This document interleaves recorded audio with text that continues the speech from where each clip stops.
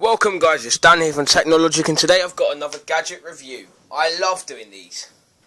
So today I'm going to be reviewing for you the Apple TV 4. So this is Apple's 4th generation of Apple TV, and it takes quite a different style from the previous generations. The 3rd generation's had the remotes with the buttons and stuff like that, and a basic OS. The TV 4 has tvOS 11 on it, which is basically based off of iOS and has quite a few of the capabilities of iOS, obviously lacking a few in some areas. But this is still a pretty good buy, so today we're going to take a look at my thoughts and opinions on this. Now, just like I did with the iPad 9.7 2017, I will take you through a complete full review, and I've also got one of the JBL Go coming up when that's ready to go. I'm also going to do an iPhone 7 1 year later video, although it's a little bit later than 1 year now, but it's never too late for a video. Sorry about that. So I'll be covering that as well. But first, let's just get on to the focus of today, which is the Apple TV 4th generation. Okay guys, so first we're going to just turn up the TV. Now I'm going to run through the specs while the TV is actually coming on. My TV wasn't presently on.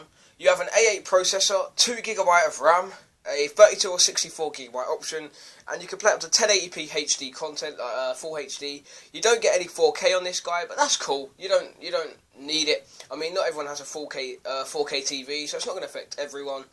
But let's just take a look at this guy anyway. You have your Siri remote, 2034. and that's when stuff decides to work. Okay, so you have your Siri remote.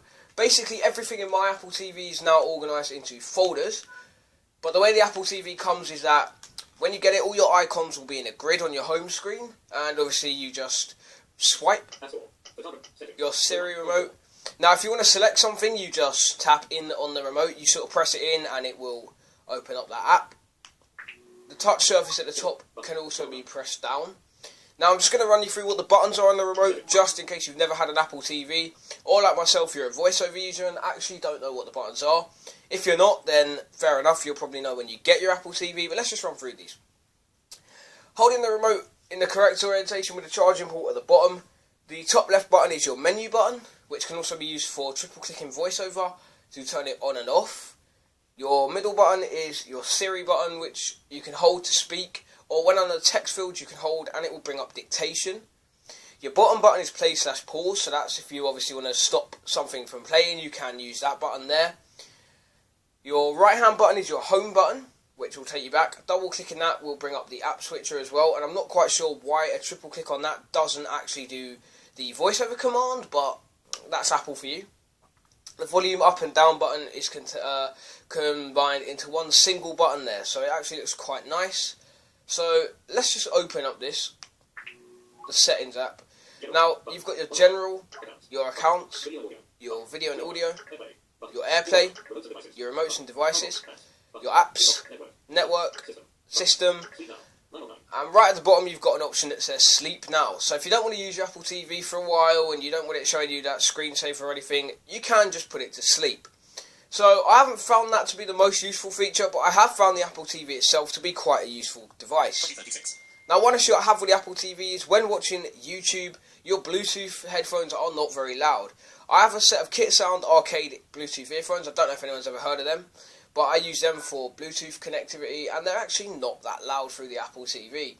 The Apple TV obviously doesn't let you turn it up that loud, but it could be worse. So to be honest guys, if you're in a louder sort of house or something, I mean, because you're not going to use this Apple TV out in public, if you're in a house or something, then you know you're going to want to sort of use the telly anyway, because that telly is going to probably be louder coming through your Apple TV. So let's just back out of settings into the home screen. Now I have quite a few iOS apps purchased on my iPhone, and yes, quite a few of them are actually not available on the Apple TV. I have got a couple of apps. I have got a football game that I haven't actually found on iOS. I'm sure if I looked hard enough I probably would, but it's called Soccer Hit, and I've also got one called Football Quiz, which I will do a mini gameplay on. It's not exactly one of them gaming videos that you make, but it's alright for a mini gameplay vid, I guess, so I'll get around to that. Netflix and YouTube and that work fine on the Apple TV. The speed of the Apple TV is also good. It runs tvOS 11 like a champ, and I mean, you might be thinking, well, it's got an A8 processor, but tvOS itself, guys, is a lot lighter. So your Apple TV is going to run tvOS a lot better than it would have done with an A8 chip on iOS. The Siri remote's supposed to last 3 months.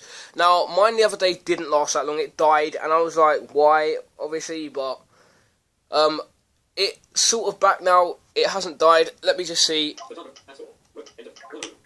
Oh, wrong app. Let me just see, guys. So, I charged up my Siri remote. It must have been Saturday, Sunday, and I'll just jump into the settings.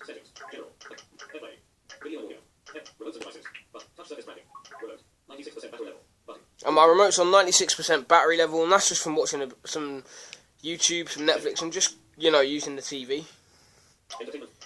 So, you've got your film search, you've got your computers.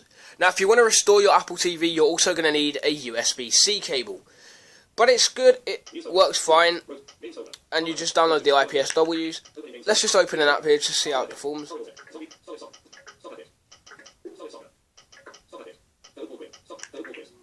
You can see they open pretty much straight away. I'll play one round because it's addictive.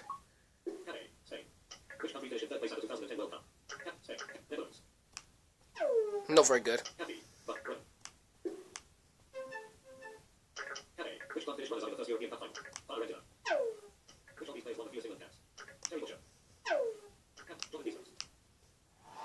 Let's just guess just to get out of this quicker. Oh, 2 in a row.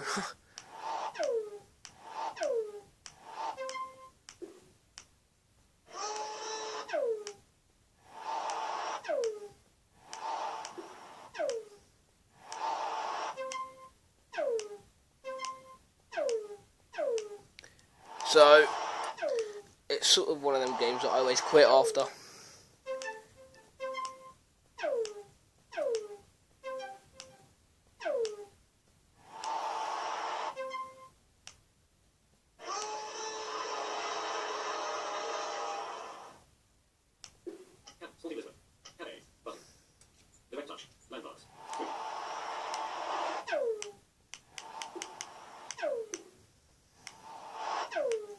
Come on. Oh my god, this game's addictive though.